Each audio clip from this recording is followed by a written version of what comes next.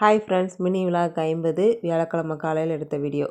பசங்களுக்கு lunch ready பண்ணிகிட்ருக்கேன். Lunch பார்த்திங்கன்னா தேங்காய் பால் சாதம். ஃபஸ்ட்டு டைம் ட்ரை பண்ணுறேன்.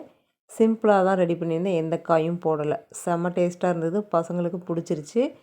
பேக் பண்ணி ஸ்கூலுக்கு தாட்டிட வேண்டியதான். பிரேக்ஃபாஸ்ட் பார்த்திங்கன்னா கேரட் பணியாரம், நைட்டு வச்சுருந்தேன் பாசிப்பருப்பு சாம்பார்.